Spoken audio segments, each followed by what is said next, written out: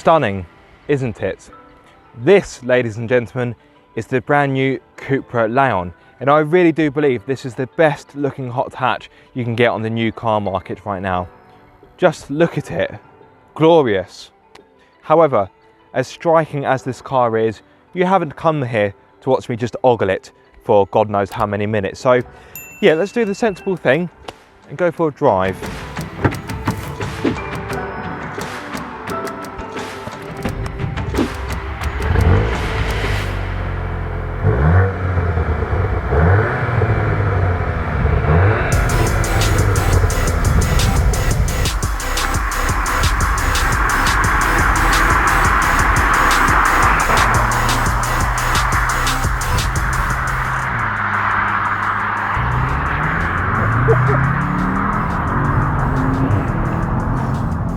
Needless to say, the Cupra Leon is as fast as it is good looking.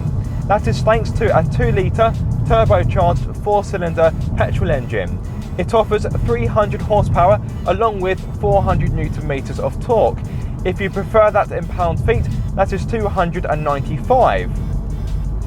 This is the very famous Volkswagen Automotive Group's EA888 engine, which has been around for quite some time, and it's also used in cars such as the Cupra Formentor, the Volkswagen Golf R and the Audi S3.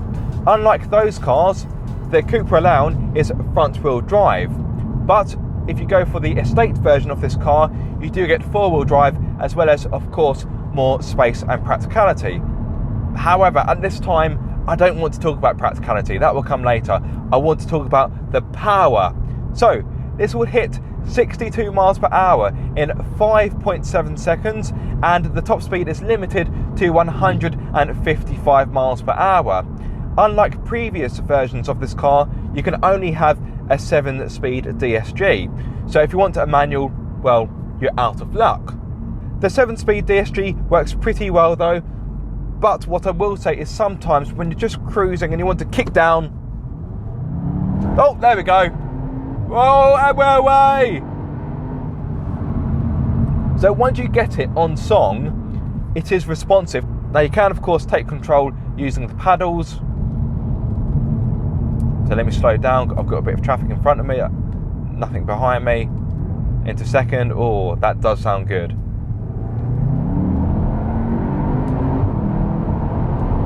Yeah, the changes are very slick. The only downside is that even when you have the car in its manual mode, it will still change up for you. So for example, if I knock it down into the lowest gear possible, which is second, so I'm not touching the pedal, it's changed up for me. So you can't really rev it out like you would do a manual car. And that's not the end of the world, but yeah, as a purist, that is a little bit annoying. It's meant to be manual mode. Manual, that means I'm in control. It's not semi-manual. No, it's meant to be manual. Anyway, let's knock it back into the sports setting of the gearbox. Speaking of sports, as you would expect from any modern hot hatch, you do have a choice of driving modes. So I have at my disposal Comfort, Sport, Cupra or Individual. Individual, it's got quite a few different settings. For example, you've got 16 different settings for the ride comfort. 16! Now, there's nothing wrong with having plenty of choice, but do you really need 16 choices? Seems like overkill. Now that is thanks to the DCC, otherwise known as the Dynamic Chassis Control. To put it into Queen's English, that means this car, as standard, has adaptive dampers, so they work alongside the driving modes. So for example, if I were to knock it into comfort, the ride would be more compliant. In fact, let me do that. Drive profile, comfort, and all of a sudden your Cupra Leon becomes much more docile, almost to the point where you could be fooled into thinking you're driving a standard Seat Leon, but of course I'm not. Anyway, enough of that, back into Cupra and pin it. My word, you do have to pay special attention to the speedo in this car, because before you know it, you're doing some, yes, you're doing some speed. I think that's the best thing I can say there. Now going back to the dynamic chassis control, as I've said, for the VZ2 and the VZ3, this comes as standard, but if you were to go for a Golf GTI or a Golf R or a Golf GTI Club Sport, that would be an optional extra. That would cost around, I think it's just under £800. Sadly, unlike the Cupra Formentor I drove a little earlier this year, I don't have a dedicated button for the driving modes on the steering wheel. And unlike the Golf GTI Club Sport 45 I drove a little earlier this year as well, I don't have a dedicated button for it down here on the center console. That means I have to navigate the touchscreen. And the touchscreen, it is beautiful to look at. I love the design, but as I've touched upon on my Seat Leon FR video and the Cupra Formentor video, it's quite infuriating to use, particularly when you're on the move and when you're driving. I find it is just a tad cluttered, it isn't the most user intuitive, and it can be a bugbear. What I will say is the more you use it, the more you live with it, the easier it becomes. So should it be enough to put you off buying this car? No, it shouldn't. But just have a play about with it before you commit to buying, because if you're not too au fait with technology or touchscreens or infotainment, you may struggle with this particular unit. In regard to cost, the Cupra Leon is available in 3 trim levels: VZ1, VZ2 and VZ3. The VZ1 starts from £32,005 but has a less powerful engine. The VZ2 starts from £35,575 and the VZ3 starts from £37,235. The car featured in this video is the VZ2, which has standard features including Cupra Styling, LED lights, 19-inch alloys, tinted rear windows, sport seats finished in fabric and leather, digital cockpit, 10.1-inch touchscreen with DAB radio, Bluetooth, smartphone connectivity and navigation, ambient lighting, sport suspension, drive modes, dynamic chassis control, keyless entry, 3-zone climate control, front and rear parking sensors, reversing camera and park assist. There's a good amount of safety systems as well, including autonomous emergency braking, lane keep assist, 6 airbags, tiredness recognition and electronic stability control. This was enough to gain 5 stars from Euro NCAP, which is bound to give buyers peace of mind.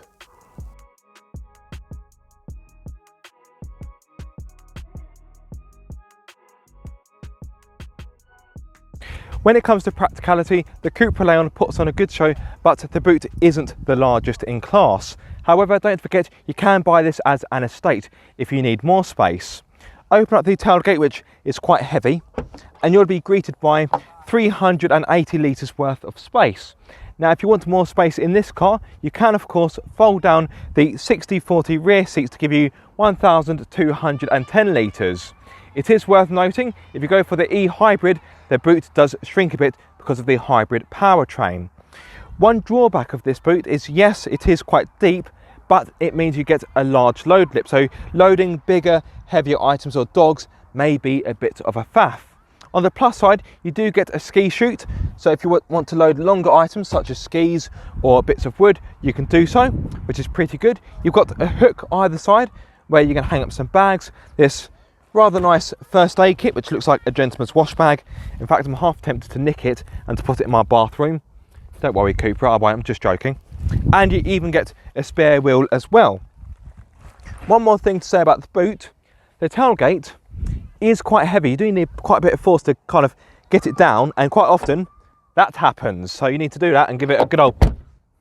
It does need quite a good slam to get it shut, which may become tiresome on day-to-day life, but I'm sure you'll get used to it.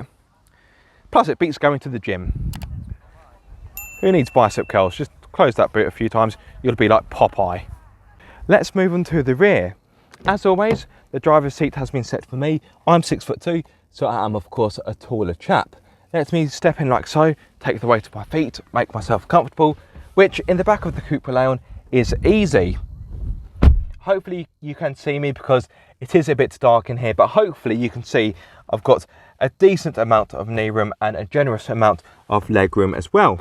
Headroom isn't too shabby either, so I've got a few centimetres left over. Therefore, if you do happen to be a taller adult, fear not, the back of the Cupra Leon has you sorted. Now, could you fit 3 adults in the rear? No, it would be too tight, and you've also got a thick transmission tunnel running down the middle, so if you happen to be sat in the middle, you probably won't be too much of a happy camper. In regard to practicality, the Cupra Leon puts on a good show in the rear. The door bins are of a good size. In fact, I can fit in a 1 litre bottle with no issue, and I also have a bit of space left over. I've also got map pockets in the front seats, a hook either side where I can hang up an item of clothing, and a centre armrest for added comfort, which also has 3 cup holders. So I've got my larger bottle, my smaller bottle, and all I need now is an energy drink, which I don't have, although I could do with one. Yeah, I didn't think that one through. Anyway, in regard to comfort and convenience, the VZ2 as standard comes with 3-zone climate control, so those in the rear can choose how hot or cold they want to be, and there's not 1 but 2 USB ports, so those in the rear can charge their smart devices whilst on the move. As you would expect from any hot hatch, in the front you get a pair of chunky sports seats, which are not only fantastic to look at, but they are supportive. In fact, compared to the Golf GTI Club Sport 45 I drove a while back, these are more supportive and they hold me in place better when I'm going for a more spirited drive, shall we say. Now, if you go for the VZ2, you get fabric and leather on the seats, whereas if you go for the VZ3, you get full leather as well as a heated function. On a day like today though, do I really need heated seats? No, so no complaints there. Let me make myself comfortable. Oh, I love these seats, they are fantastic. Getting a good ergonomic driving setup is easy because, as you would expect, the steering wheel adjusts for brake and reach and offers a good level of adjustment. Now, the driver's seat isn't electronically adjustable like the VZ3, but even so, getting a good setup is dead easy.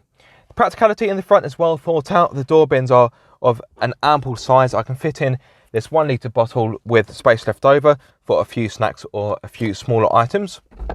There's 2 slots in the middle, 2 cup holders, storage underneath the centre armrest, as well as a tray where you can place your smartphone. Now, this car doesn't have wireless phone charging as standard. If you want that, you'll have to go for the VZ3. In regard to charging though, you do have 2 USB ports as well as a 12-volt socket, which is underneath the centre armrest. A word of warning though, all of the USB ports in this car are Type-C. Therefore, you are likely to need an adapter, but I'm sure you can get these on Amazon for next to nothing, so not really a big issue. Finally, you do get a glove box, which once more offers a decent amount of space. So overall, yes, the front of the Cupra is a nice place to be, even more so in this seat right here. Now, this is of course a hot hatch, so it's really about time I should talk about the handling. Let's tackle some corners. The Cupra Leon isn't the most thrilling hatchback out there, but at the same time, it's far from boring. It's very composed in the corners, very efficient, goes about its business with minimal fuss. Wrapping the 19-inch alloys, I've got hand-cooked tyres, which wouldn't normally be my preference. I would opt for Michelin or Goodyear Eagle F1s, but they do a good enough job. I've got no complaints in regard to the grip. At no point have I felt like I needed more sticky rubber. So yes, as much as the hand cooks wouldn't be my first choice, for this particular vehicle, they do perform well. I don't have a mechanical limited slip differential, but I do have Volkswagen's XDS, which is an electronic limited slip differential. To be fair, on the public road, I think you'd have to be pushing the car quite hard to really notice any understeer or to really stress the chassis. On a nice B road like this, the Cupra Leon does very well. There's very little in the way of body roll. The steering weight is very nice, particularly in Cupra. The steering is really responsive, just flick your wrists and the front end is ready to change direction, and you get a decent amount of feedback as well. Of course, all cars nowadays you get an electronic power steering, not hydraulic like you used to, and that is a bad thing when it comes to communication, because hydraulic setups are just better for driving feedback. But this setup is pretty good. The brakes perform well, they're strong but not too bitey, the feedback through the pedal is good, it's got a nice modulation to it. So the Cupra Leon ticks all the right boxes when it comes to handling. Yes, you would find a Ford Focus ST or perhaps a Hyundai i30N is a bit more fun to drive and a bit more boisterous, but this car is far from boring. Now let's bring things back down to earth a little bit and speak about the more boring things such as refinement, visibility, those kind of things. Well, refinement isn't too bad given the type of car this is. You may hear on my clip on microphone that there is a fair amount of road noise being generated from these 19-inch alloys, and whilst it's audible, I wouldn't say it's deafening. At higher speeds, particularly on dual carriageways and on the motorway, you do find that you do get a bit of wind noise from these tapered door mirrors, which again isn't overly loud. I wouldn't say you need to shout to have a conversation with your passengers or the need to crank the stereo up, but you will notice it. Is it something to detract you from buying the car? No. And I would argue this is more refined compared to the Audi A3 S-Line Saloon I drove earlier this year. That was loud on the road. Yeah, that wasn't so good. Visibility is pretty good. The A-pillars aren't too thick. I've got no complaints whatsoever regarding visibility. But you do have front and rear parking sensors as well as a reversing camera to help you out in case you need a bit of extra assistance in tight spaces. This car also has park assist as standard. Let's speak about fuel economy and overall running costs, because the great joy of hot hatches is that their performance is accessible and it shouldn't break the bank.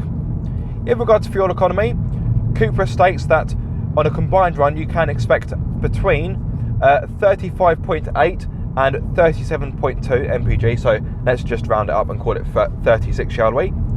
And in regard to CO2 emissions, this emits 171 grams per kilometre, meaning for the first year of VED you will be required to pay £895. In regard to insurance groups, this sits in insurance group 33.